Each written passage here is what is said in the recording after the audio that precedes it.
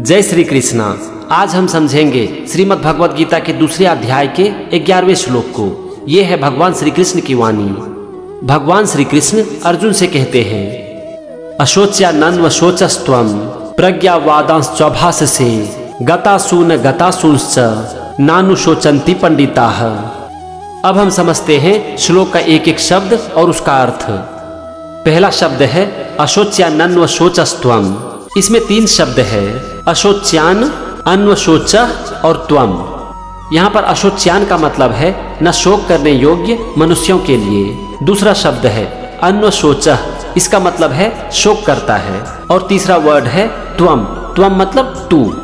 यहाँ पर पूरे शब्द का मतलब हो गया तू ना शोक करने योग्य मनुष्यों के लिए शोक करता है। अगला शब्द है प्रज्ञावादांश्च। ये 2 शब्द से बना है, प्रज्ञावादान और चौ। प्रज्ञावादान का मतलब होता है पंडितों की वचन और चौ का मतलब होता है और। इसके बाद है भास से, मतलब कि भाषा कहता है। तो यहाँ पर पूरे सेंटेंस का मतलब हो गया कि तू ना शोक करने वाले मनुष्यों के लिए शोक करता है और पंडितों की भाषा बोलता है। अब आते हैं दूसरे सेंटेंस पर और इसका पहला शब्द है गतासून गतासूंश्च। इसमें 3 शब्द है, गतासून, अगतासून और चौ। गतासून का मतलब है जिनके प्राण चले गए उनके लिए। अगतासून का मतलब है जिनके प्राण नहीं गए हैं उनके लिए। और चौ का मतलब है और। अब इसके बाद है नानुशोचन्ति। इसका मतलब है शोक नहीं करते। अब अंतिम वर्ड है पंडिताः। पंडिताः का मतलब है पंडित जन, यानी कि ज्ञानी। तो दूसरी लाइन का मतलब हो गया कि जिनके प्राण चले गए उनके लिए और जिनके प्राण नहीं गए उनके लिए भी पंडित जन शोक नहीं करते।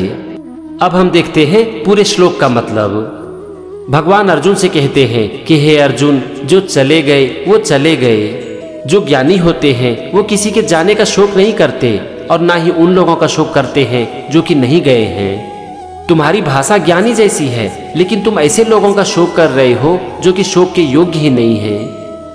भगवान श्री कृष्ण यहाँ पर ये कह रहे हैं कि किसी की मृत्यु का शोक करना व्यर्थ है, क्योंकि मृत्यु शरीर की होती है, आत्मा की नहीं। शरीर तो मृत्यु के लिए ही बना है और आत्मा तो मरती ही नहीं है। और जब आत्मा की मृत्यु ही नहीं होती है और हमारा शरीर मृत्यु के लिए ही बना है, तो फिर किसी के मरने का शोक क्यों करना। यहाँ पर आप देखो, अगर हम इस बात को समझ जाते हैं ना, तो किसी की मृत्यु पर हमें दुख होगा, जरूर होगा, लेकिन हम अंदर से टूटेंगे नहीं, क्योंकि हमें जिंदगी तो जीना ही पड़ता है ना। और शोक के सहारे हम जिंदगी में कहाँ तक जा पाएंगे। इसीलिए भगवान हमसे कह रहे हैं कि किसी की मृत्यु पर शोक करना व्यर्थ है। और गीता का ये श्लोक हमें यही सिखाती है। जय श्री कृष्ण।